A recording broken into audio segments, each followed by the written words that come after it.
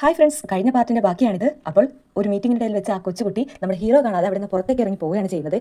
അത് ശ്രദ്ധയിൽപ്പെട്ട ഹീറോയും ഹീറോയുടെ ആൾക്കാരും അവരെ തപ്പി പുറത്ത് വരികയാണ്. അപ്പോൾ നമ്മുടെ ഈ കൊച്ചു പയ്യൻ പുറത്തെത്തുമ്പോൾ അവന്റെ അച്ഛന്റെ ഫോട്ടോ അവിടെ വെച്ചത് കണ്ടിട്ട് അവന്റെ അച്ഛന്റെ ഫോട്ടോയിലേക്ക് സ്റ്റിക്കർ ഒട്ടിക്കുകയാണ്. കാരണം അവന്റെ കൂടെ കളിക്കാൻ വരാത്തതിന്റെ ദേഷ്യത്തിന്റെ പുറത്ത് അവൻ അവിടെ മൊത്തമുള്ള അവന്റെ അച്ഛന്റെ ഫോട്ടോയിലേക്ക് സ്റ്റിക്കർ ഒട്ടിച്ച് അതൊക്കെ വലിച്ചെടുത്തുകൊണ്ട് മൊത്തത്തിൽ നടക്കുകയാണ്. അപ്പോഴാണ് അവൻ ശ്രദ്ധിച്ചത് അവിടെയുള്ള ആരെയും അവൻ അറിയില്ല എന്ന്. പെട്ടെന്ന് അവൻ അലർച്ചയോടെ അലറാൻ തുടങ്ങി.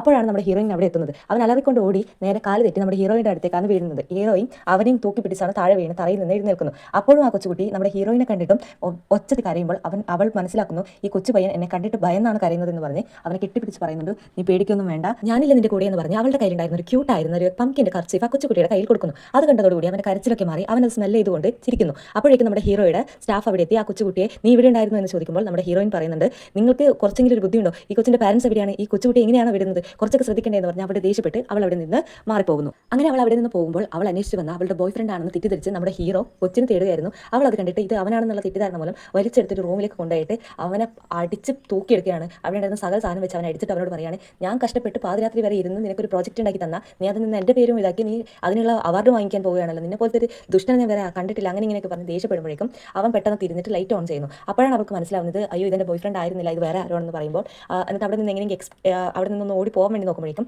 അവളുടെ മുടി അവൻ്റെ ഷർട്ടിൻ്റെ ബട്ടണിൽ കൊടുക്കുകയാണ്. ആ സമയത്ത് അത് എടുക്കാൻ നോക്കുന്ന സമയത്ത് നമ്മുടെ ഹീറോയുടെ കയ്യിൽ ഒരു ലൈവ് പോയിക്കൊണ്ടിരിക്കുന്ന ഒരു ഫോൺ കൂടി ഉണ്ടാകുന്നുണ്ട്. അതുവഴി ഇതൊക്കെ പുറത്തേക്ക് പോയിക്കൊണ്ടിരിക്കുകയായിരുന്നു.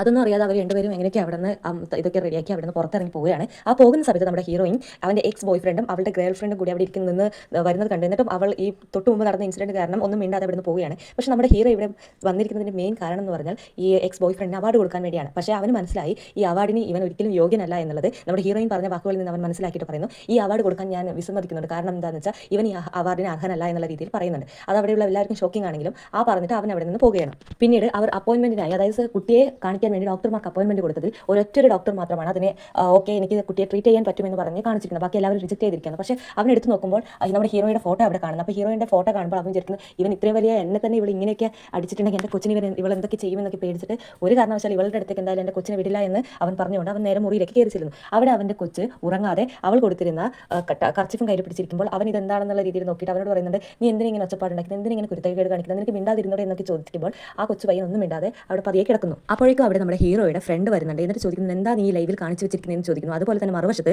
നമ്മുടെ ഹീറോയിനിയുടെ ഫ്രണ്ട് ചോദിക്കുന്നത് എന്താ ഈ ലൈവിൽ പോയിരിക്കുന്നതെന്നൊക്കെ പറഞ്ഞ് അവളെയും കാണിച്ചു കൊടുക്കുകയാണ്. എന്നിട്ട് ഇവനൊന്നും ഇത് വലിയ കാര്യമാക്കി എടുക്കുന്നില്ല. എന്നിട്ട് അവൻ മുറിയിൽ പോയി നോക്കുമ്പോൾ തന്റെ മകൻ ഒരു കർച്ചിഫ് കയ്യിൽ പിടിച്ച് കിടന്നുറങ്ങുന്നത് കണ്ടു. എന്നിട്ട് അവന്റെ കയ്യിൽ നിന്ന് അത് വാങ്ങിച്ചിട്ട് അത് അവിടെ ഉണ്ടായിരുന്ന അലക്കാൻ വെച്ചിരുന്ന ഡ്രസ്സിന്റെ കൂടെ ഇട്ട് കൊടുക്കുകയാണ്. അവിടുത്തെ ആ ഡ്രസ്സ് അലക്കി വെക്കുന്നുണ്ട്. എന്നിട്ട് പിറ്റേ ദിവസം അവൻ എടുത്ത് ആ അലക്കിയ ഡ്രസ്സ് എടുത്ത് സ്മെൽ ചെയ്ത് നോക്കുന്നുണ്ട്. എന്നിട്ട് അവൻ അത് ഇഷ്ടപ്പെടാതെ അത് അവിടെ കളഞ്ഞിട്ട് പോകുന്നുണ്ട്.